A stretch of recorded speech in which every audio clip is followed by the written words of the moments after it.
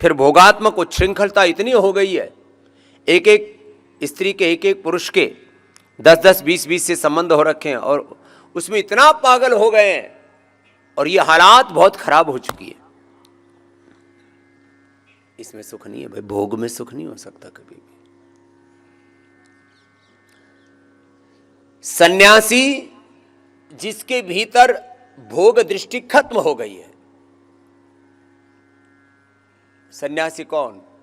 जिसने अपने चने से भून दिए। बहुत दिनों के बाद उदाहरण दे रहा हूं, जरा सुनना। चना को भून देते हैं तो भूंगड़ा हो जाता है, जौ को भून देते हैं तो उसकी धानी बन जाती है, चावल को भून देते हैं उसकी खील बन जाती है, अब उसमें अंकुरण नहीं फूटता। ऐसे योगी योग से, अध्यात्म से, भगवान की भक्ति से, ज्ञान से, भक्ति से, कर्म से, सेवा से वो अपने आप को दग्ध बीज कर लेता है। उसमें काम क्रोध लोभ मोह अहंकार का बीज ही नहीं अंकुरित होता। वो सदा सुखी, न काम न क्रोध न लोभ न मोह न अहंकार। संसार इसी में मरा जा रहा है, भोग वासनाओं में। और संसार में भाई शादी ब्याह हो गया, अब अपनी दृष्टि इधर उधर मत रखो, ये पाप है। गृहस्थ में होकर के, गृहस्थ से माने विवाह से पूर्व शारीरिक संबंध महापाप, और विवाह के उपरांत विवाहेतर संबंध वो तो इस अपराध, महा अपराध। संसार को बचना पड़ेगा इनसे, और कोई उपाय नहीं है। सुख काम में नहीं है, भोग में नहीं है, वासनाओं में नहीं है, क्रोध में नहीं है। जरा सी कोई बात हो बावले हो जाते हैं, उतावले हो जाते हैं, एक दूसरे पर भड़क उठते हैं। जिसको देखो, छोटे बच्चों में भी एंगर है, बड़ों में भी है। आकार और प्रकार कम ज्यादा है, सारे संसार में यही दुख के कारण है। लोभ, उसका भी आकार प्रकार, किसी को छोटा लोभ है, किसी को बड़ा लोभ है, किसी को सत्ता का लोभ है, किसी को संपत्ति का लोभ है, किसी को सम्मान का लोभ है, किसी को पता नहीं कैसे कैसे। सारा संसार इसी में पगलाया हुआ है। कोई दूसरा अपनी बड़ाई कर दे, उसमें खुश हो जाते हैं। इतनी आत्मश्लाघा। दूसरा अपने को सुखी कहे तो हम सुखी, और दूसरा अपने को दुखी कहे तो हम दुखी। दूसरा अपने को चोर डकैत दुराचारी व्यभिचारी कह दे तो हम दुखी, और दूसरा अपने को सेठ साहूकार कह दे तो हम सुखी। अरे अपनी खुशियां दूसरों के हाथों में तुमने कैद कर रखी है। ऐसी कठपुतली क्यों बने हुए हो? न काम न क्रोध न लोभ न मोह, और अहंकार तो पग पग पर ऐसा जिसमें कुछ भी नहीं ना, वो भी अहंकार से भरा पड़ा है।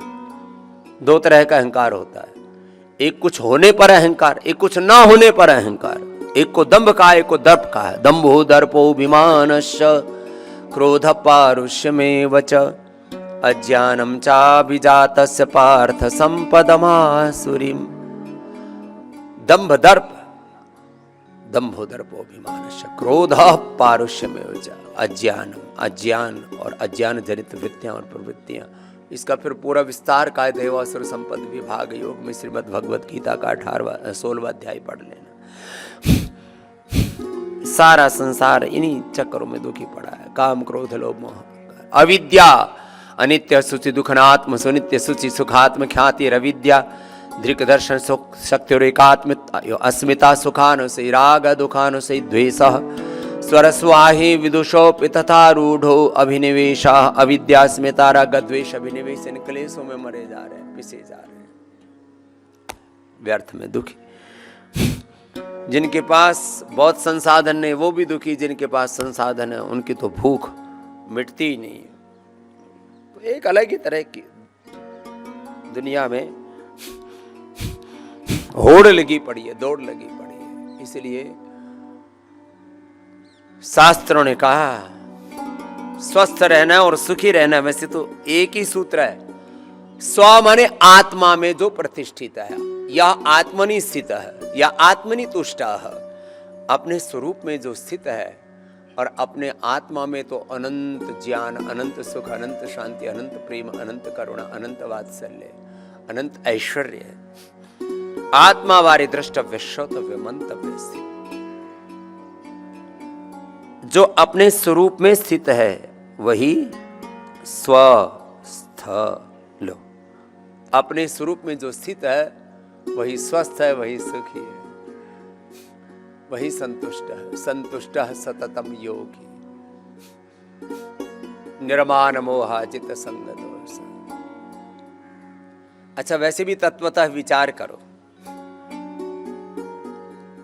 व्यर्थ के ईगो और इग्नोरेंस में हम जीते रहते हैं। दो सरफेस पर सबसे बड़े बंधन हैं या उपद्रव हैं या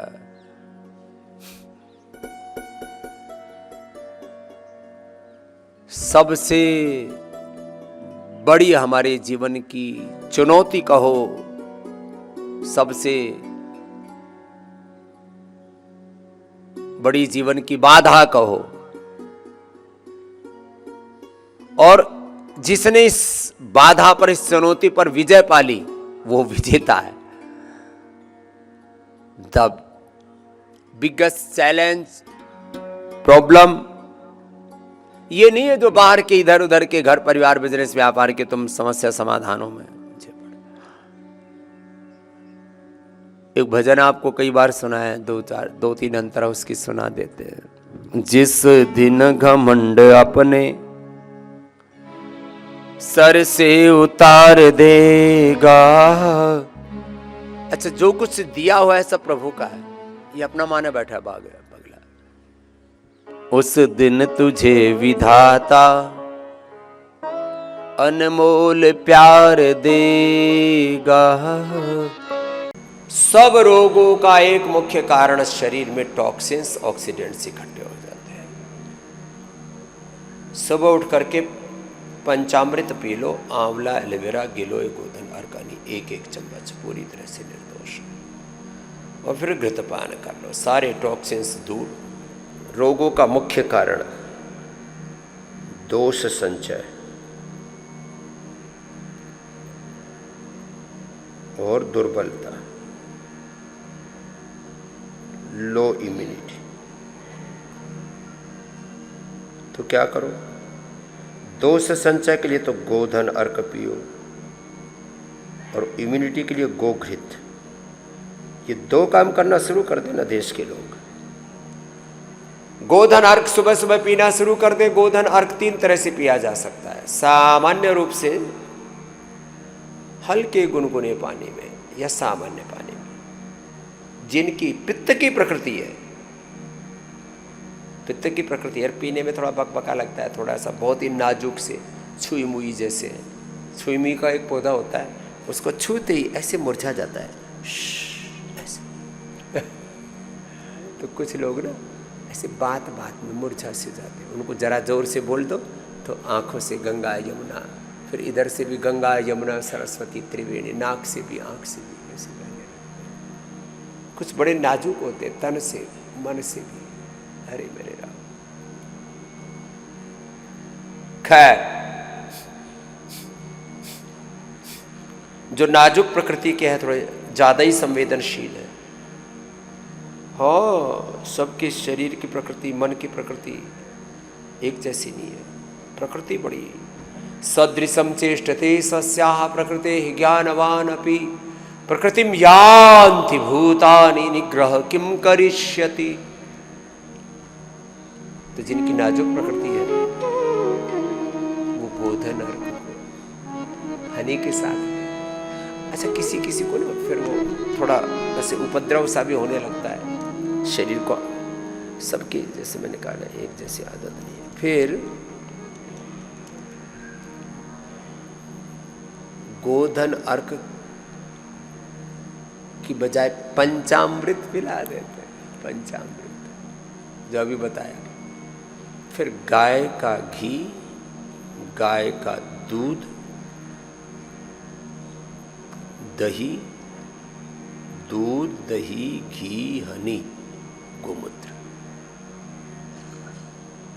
ये 5 चीजें पहले हर पूजा पाठ में पीते थे।